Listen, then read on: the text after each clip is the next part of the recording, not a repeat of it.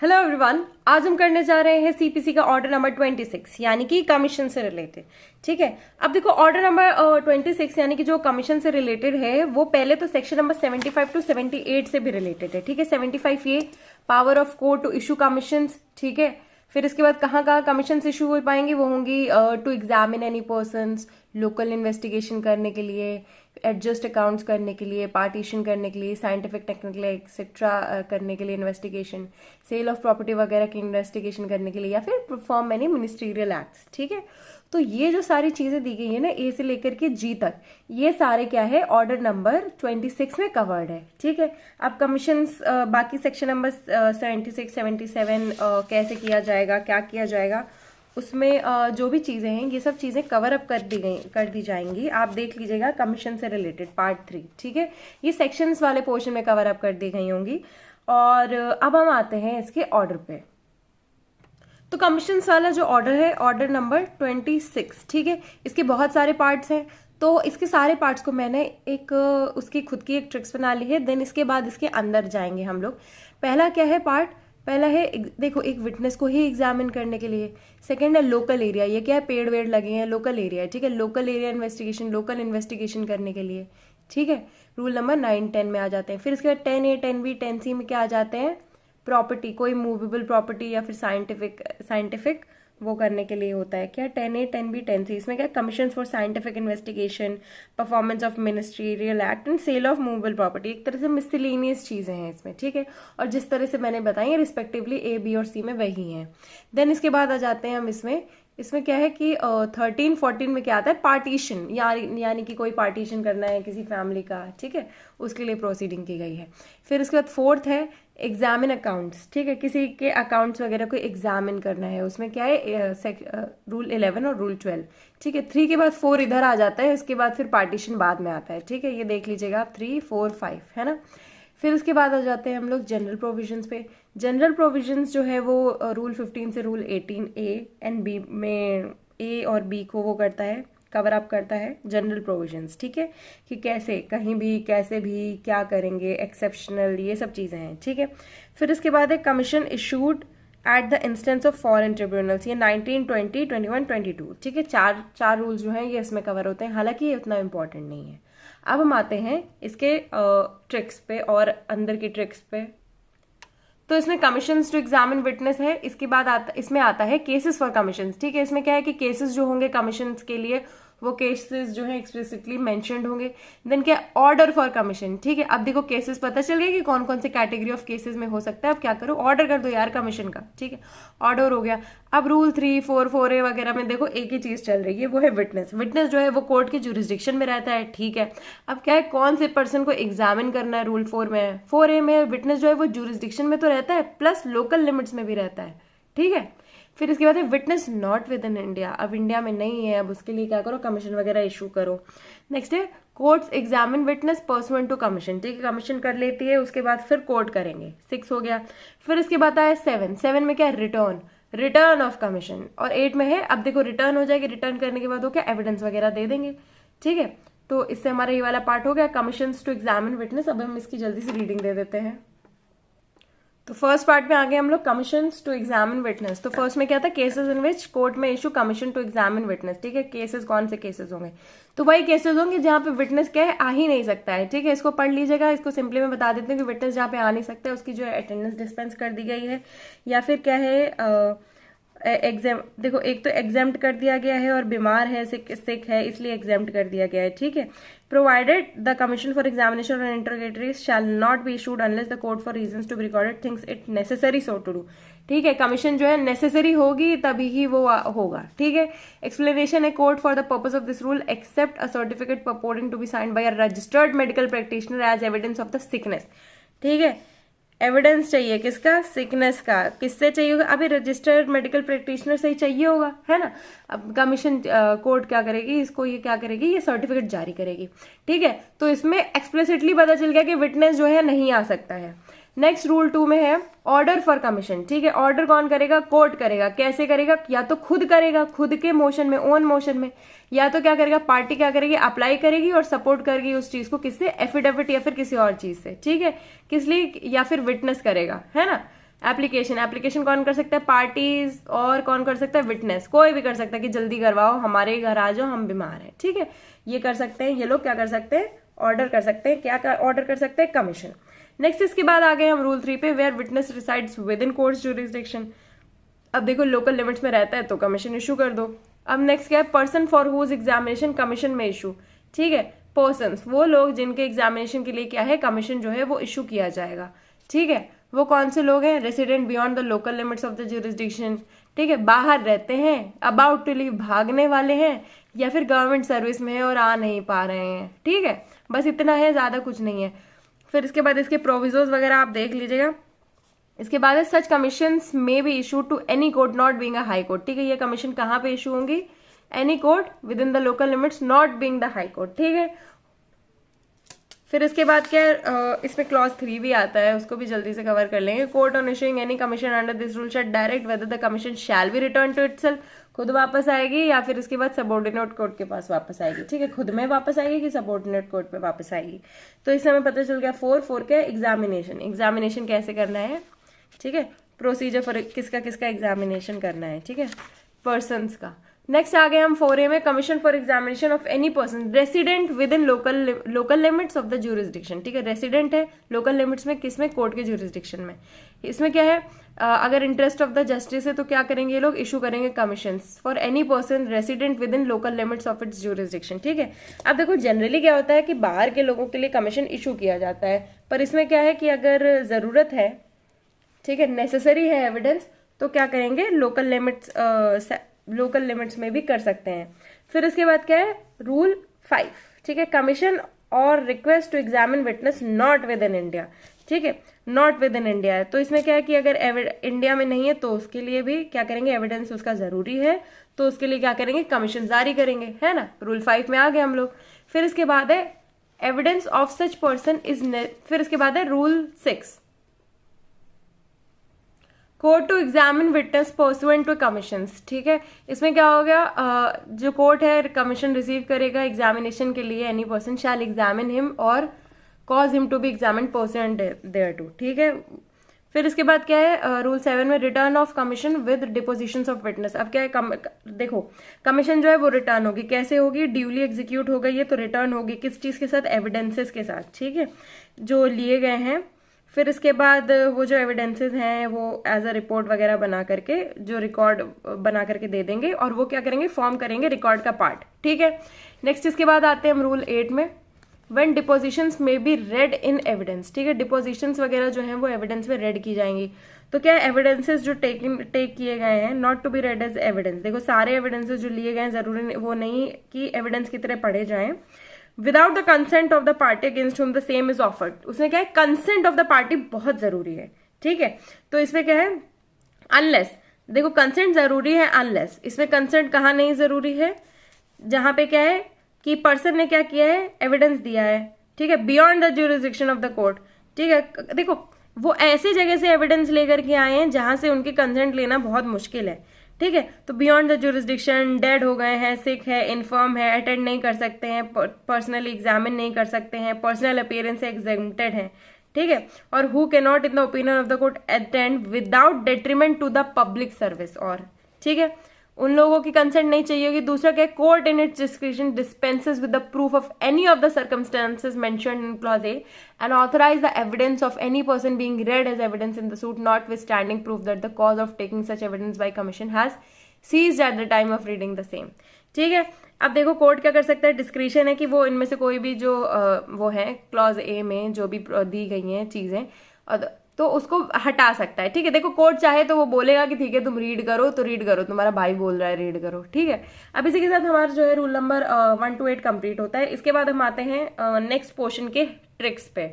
Second portion में है commission to make local investigation. देखिए ये लोकल एरिया बनाया गया है, इसमें क्या है? Commission to make local investigation. इसमें सिंपली क्या है? कमीशन बना दी जाएगी और इसके बाद क्या है? प्रोसीजर ऑफ कमिश्नर, ठीक है, प्रोसीजर होगा कमिश्नर का। तो इसको हम लोग कंप्लीट करते हैं बेयर एक्ट से।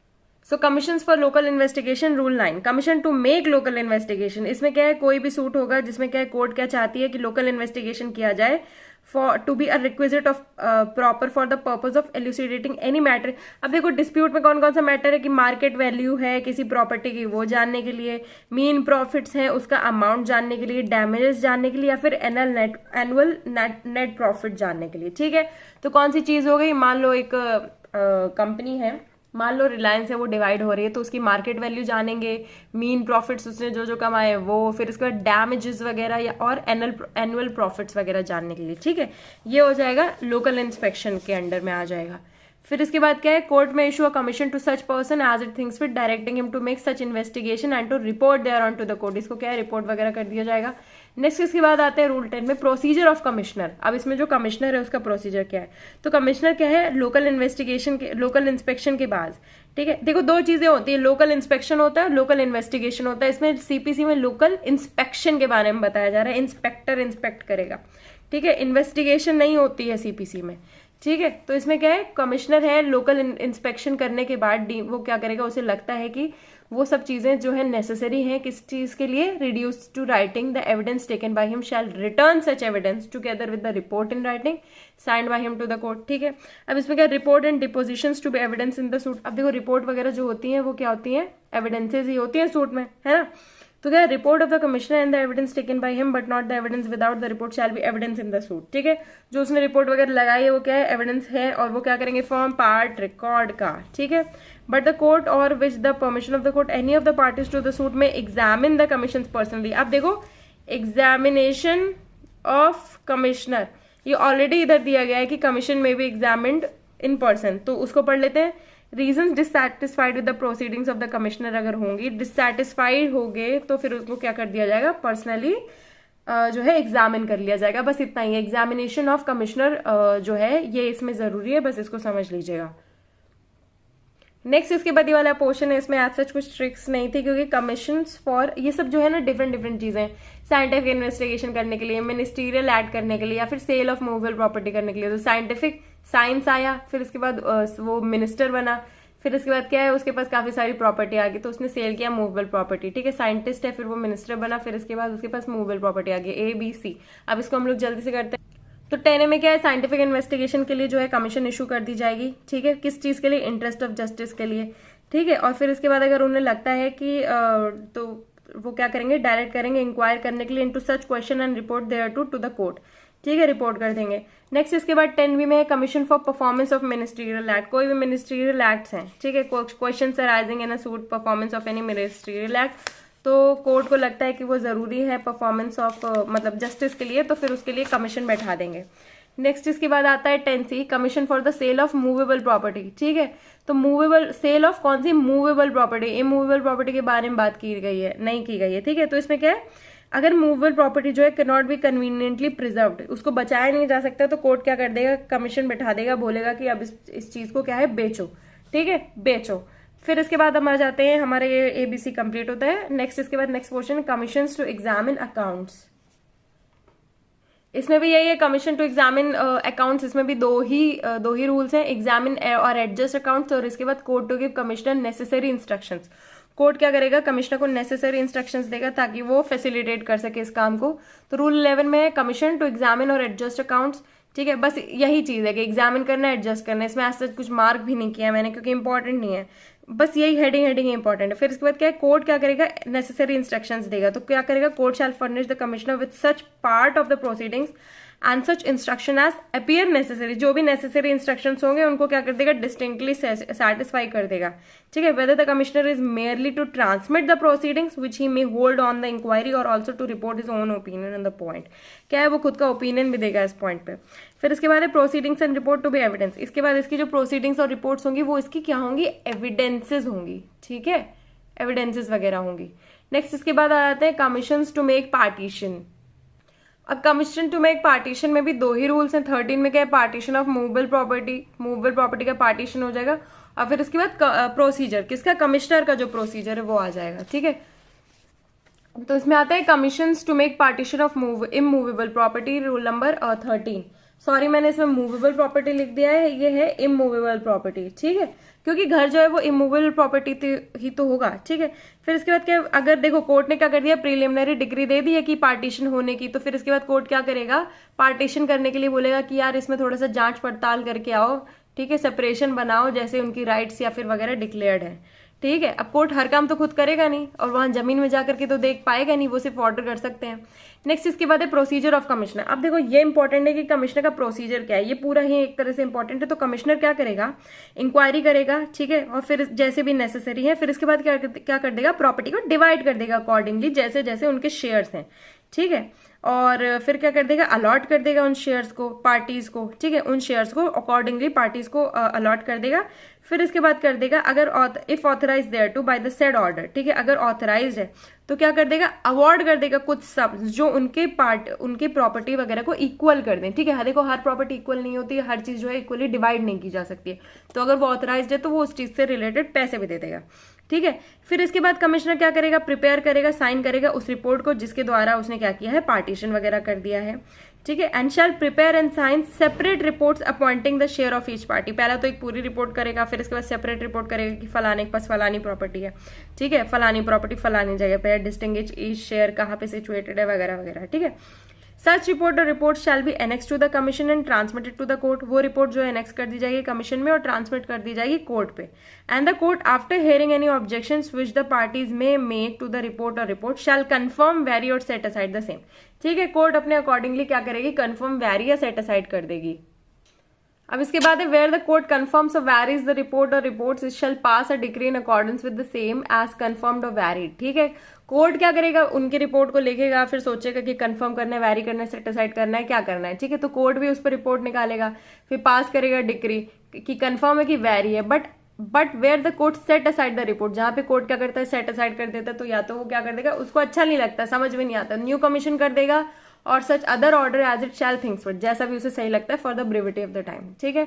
अब इसके बाद आ जाते हैं हम लोग जनरल प्रोविजंस पे। जनरल प्रोविजंस के लिए मैंने वो नहीं बनाई है, कुछ ट्रिक्स नहीं बनाई है, बिकॉज जनरल प्रोविजंस जो है वो क्या है, वो सब में अप्लाई होंगे, ठीक है। तो इसमें क्या छोटी छोटी चीजें, एक्सपेंसेस, पावर्स और डिफरेंट चीजें, ठीक है, उसको हम लोग करते हैं। तो पहला है रूल नंबर 15 में एक्सपेंसेस। एक्सपेंसेस यानी कि पैसे, ठीक है, पैसे, कमीशन के पैसे कौन देगा, तो बिफोर इशू, देखो कमीशन को इशू करने से पहले ही क्या है कि कोर्ट को अगर रीजनेबल लगता है उसके एक्सपेंसेस जो है, रीजनेबल एक्सपेंसेस जो है वो क्या कर दिया जाएगा, कोर्ट क्या करेगा, पे करवाएगा। किससे पे करवाएगा, उस पार्टी से पे करवाएगा जिसका क्या है, बेनिफिट हो रहा हो, है ना, जिस पार्टी का बेनिफिट हो रहा होगा उससे पे करवाएगा। देन इसके बाद आ जाते हैं रूल नंबर 16। इसमें क्या है, पावर्स ऑफ कमिश्नर्स। पावर्स कौन कौन सी हैं कमिश्नर की, एग्जामाइन कर सकती है पार्टीज को खुद से, ठीक है, एग्जामाइन कर सकती है पार्टीज को और विटनेसेस को या फिर अदर पर्सन को, कैसे भी बुला करके, कॉल करके, जो रिलेटेड है नहीं रिलेटेड है, ठीक है। फिर इसके बाद एक कॉल कर सकती है कोई भी, किसी को भी, और कोई भी डॉक्यूमेंट्स को जो रेलिवेंट हो, बहुत जरूरी है रेलिवेंट हो। या फिर क्या कर सकती है, रीजनेबल टाइम में क्या कर सकती है, एंटर अपॉन एनी लैंड और building mentioned in the order, ठीक है, कि जो भी रिलेटेड है लैंड बिल्डिंग वगैरह वो उस पर एंटर कर सकते हैं वो लोग, ठीक है।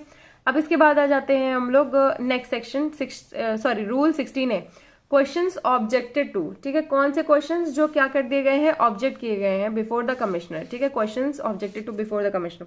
अब देखो जहां पे भी कोई क्वेश्चन जो है वो ऑब्जेक्ट कर दिए गए हैं तो उसे क्या करेगा, commissioner shall take down the questions, answers, the objections and name of the party, वो उसको टेक डाउन कर देगा, बट प्रोवाइडेड ये है कि वो जो है उन क्वेश्चन के आंसर नहीं लेंगे जिसका ऑब्जेक्शन हुआ है, ठीक है, objection is equals to answer no, ठीक है, on the ground of privilege, but में continue with the examination of witness. वो क्या है, कंटिन्यू वगैरह करते रहेंगे, अपना टाइम वाइम नहीं खराब करेंगे।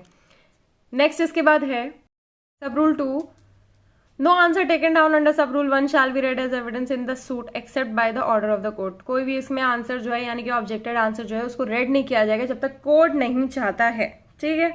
फिर उसके बाद है attendance and examination of witness before commissioners. क्या होगा इसमें, देखो कोर्ट क्या कर देगा, provisions of this court relating to summoning, attendance, examination of witness, ठीक है, रेम्यूनरेशन, फिर इसके penalties to be imposed upon witness shall apply to persons required to give evidence और to produce documents under this code whether the commission is executed of which they are so required has been issued by the court. उनको क्या है, present कर दिया जाएगा, ठीक है। Also ये प्रोवाइडेड है कि when the commissioner is not a जज, अगर वो जज नहीं है सिविल, देखो नेक्स्ट इसके बाद ये है कि अगर कमिश्नर जो है वो जज नहीं है, he shall not be competent to impose penalties. वो क्या है, वो पेनाल्टीज वगैरह को है इम्पोज नहीं करेंगे, बट सच पेनाल्टीज में be impose on the application of such commissioner by the court by which the commission was issued. ठीक है, वो पेनाल्टीज उन पे इशू कर दी जाएंगी अगर कोर्ट को लगता है तो। फिर इसके बाद एक कमिश्नर क्या कर देगा, अप्लाई कर देगा किसको, किसी भी कोर्ट को। ये क्या अटेंडेंस इन एग्जामिनेशन में चल रहा है, ठीक है। Not being a high court within the local limits of whose jurisdiction of witness regards for the issue of any process. कोई भी प्रोसेस इशू करने के लिए कमिश्नर बोल सकता है। देन इसके बाद क्या है, rule number 18, parties to appear before commissioner. अभी हमने क्या कर दिया, अटेंडेंस इन एग्जामिनेशन विटनेसेस का। अब इसमें क्या है, पार्टीज। ठीक है, तो इसमें क्या है कि पार्टीज जो है, कमिश्नर है, कमीशन इशू कर दी जाएगी इस ऑर्डर में, तो कोर्ट क्या कर देगा, डायरेक्ट कर देगा parties to the suit, parties to the suit को कि अपीयर हो कमीशन के सामने, या तो खुद या फिर अपने एजेंट या प्लीडर्स के थ्रू।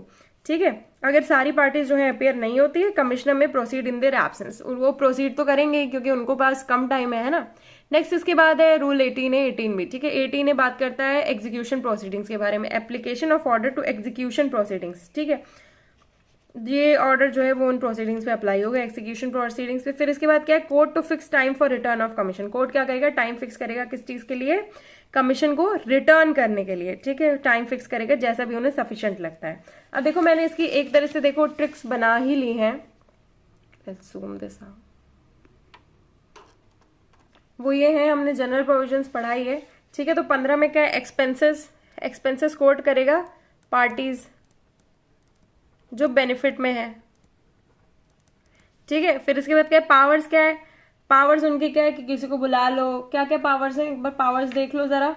ठीक है, पावर्स ये हैं कि क्या कर सकते हैं, एग्जामिन कर सकती हैं। ठीक है, एग्जामिन, कॉल, ठीक है, या फिर एंटर एनी प्लेस, है ना, examine, call, enter any place. फिर इसके बाद 16 है क्या है, ऑब्जेक्टेड क्वेश्चंस। ठीक है, ऑब्जेक्टेड क्वेश्चंस कैसे होते हैं, अरे जिन क्वेश्चंस को नहीं पूछा जाना चाहिए, उनके आंसर्स नहीं लेने चाहिए, वो वाले क्वेश्चंस। ठीक है, 17 में अटेंडेंस एंड एग्जामिनेशन, किसका, विटनेस का। ठीक है, तो उसका अटेंडेंस और एग्जामिनेशन से रिलेटेड है कि वो बहुत ज्यादा जरूरी होगा, है ना। और समन कर सकते हैं, समन कर सकते हैं, रिम्यूनरेशन वगैरह, पेनाल्टीज वगैरह सब दे सकते हैं। ठीक है, इसमें पेनाल्टीज याद रखना। फिर इसके बाद है parties to appear before commission. ठीक है, पार्टीज जो है वो अपीयर करेंगी बिफोर कमीशन, और नहीं होंगी तो कोई दिक्कत नहीं। फिर 18 है, 18 भी, 18 में क्या एग्जीक्यूशन प्रोसीडिंग्स में भी ये लगता है।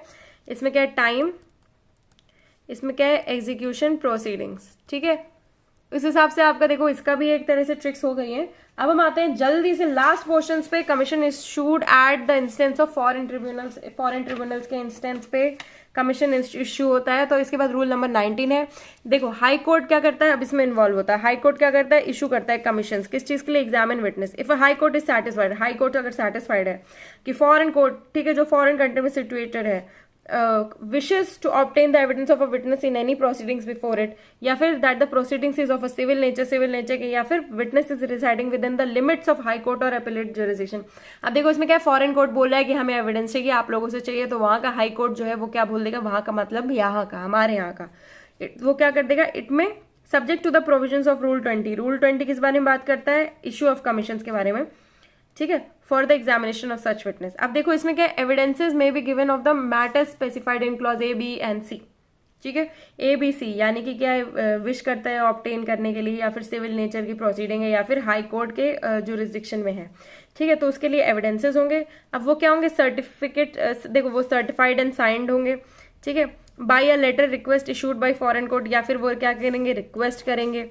ठीक है, फिर इसके बाद क्या, by letter of request issued by the foreign court and produced before the high court by a party to the proceeding. कोई पार्टी है वो प्रोड्यूस कर रही है, या फिर इसमें क्या है, सेंट्रल गवर्नमेंट प्रोड्यूस कर रही है। देखो रिक्वेस्ट करते हैं, या फिर देखो सर्टिफिकेट साइन कर देते हैं by the consular officer of the foreign country. ठीक है, फिर इसके बाद क्या है, रूल 20। अब देखो उसमें क्या है, तुम्हें अगर हमारे यहाँ से कुछ चाहिए तो तुम एविडेंस तो दो कि हमारे यहाँ से जो तुम्हें चाहिए वो हम दे पाएंगे, या फिर उसकी जरूरत है तुम्हें। ठीक है, नेक्स्ट इसके बाद क्या है, rule 20, application for issue of commission है, उसको इशू करना है, तो उसके लिए क्या करना है, एप्लीकेशन करनी है। तो हाई कोर्ट क्या कर देगा, इशू कर देगा under 19 upon application by a party to the proceeding before the foreign court. Party क्या है, एप्लीकेशन करेगी, या फिर है upon an application by a law officer of the state government acting under instructions. अब देखो इसमें एप्लीकेशन कौन करेगा, पार्टी करेगा, या फिर लॉ ऑफिसर कर सकता है। ठीक है, इसके बाद है 21 order rule 21 to whom commission may be issued. अब कमीशन किस में इशू, टू हुम, ठीक है। Commission under rule 19 may be issued to any court, ठीक है, किसी भी कोर्ट पे लोकल लिमिट्स में हो, जिसके ज्यूरिसडिक्शन में विटनेस रिसाइड करता हो, और within the local limits of the ordinary original civil jurisdiction of the high court, ठीक है। किसी भी कोर्ट पे या फिर ordinary original civil jurisdiction of the high court पे, ठीक है। नेक्स्ट एंड लास्ट रूल इसका है issue execution and return of commission and transmission of evidence to foreign courts, ठीक है। इशू हो जाएगा, एग्जीक्यूशन हो जाएगा, रिटर्न ऑफ कमीशन हो जाएगा, फिर इसके बाद जो एविडेंसेस वगैरह इकट्ठा होंगे उनको ट्रांसमिट करना है, कहाँ पे, फॉरेन कोर्ट पे। बस इतनी ही सी बात है। इसके हिसाब से हमारा जो है हमारा सम अप हो जाता है commission order number 26। Order number 26 को एक बार चाहो तो और डिटेल में पढ़ सकते हो, बट इससे ज्यादा डिटेलिंग कुछ नहीं है। और इसके साथ ऐड कर दो आप सेक्शन नंबर 75 से लेकर के 78 तक के जो सेक्शन है जिसमें कमीशन के बारे में है, उसको भी ऐड कर दो तो आपका आंसर तैयार हो जाएगा। इसमें क्या है, बहुत जरूरत है। देखो जो पहले वाला है ना, रूल 1 से रूल 8 तक, बस वही पोर्शन सबसे ज्यादा इंपॉर्टेंट है। क्या है, रूल 1 से लेके रूल 8 तक के केस, कमीशन के केसेस क्या है जिसमें विटनेस नहीं है या फिर ऑर्डर फॉर कमीशन, फिर ये जो है ना केसेस फॉर कमीशन, सबसे ज्यादा रूल 1 इंपॉर्टेंट है। ऑर्डर नंबर किसका, ऑर्डर नंबर 26 का, ऑर्डर 26 रूल 1 सबसे ज्यादा इंपॉर्टेंट है। बाकी इसमें आज सच ये इंपॉर्टेंट है कि कौन से सेक्शन से कनेक्टेड है, 75 टू 78 तक में कमिटेड है ये कमीशन वाला पोर्शन। इससे ज्यादा और कुछ आपके लिए इंपॉर्टेंट नहीं है। अगर आपको वीडियो अच्छा लगता है तो please do like share and comment. I know मैंने वीडियो थोड़ा सा लंबा बनाया है, काफी लंबा है, अननेसेसरी वीडियो लगेगा आप लोगों को, बट देखो अगर एक चीज बुक में लिखी हुई है तो वो आपको एटलीस्ट एक बार पढ़ी हुई होनी चाहिए। और अगर मैं ये वीडियो नहीं बना रही होती तो मैं खुद भी वो चीजें नहीं पढ़ती। तो इसके लिए थैंक यू, और please do like share and comment, and please do subscribe because many of you forget to subscribe. Thank you.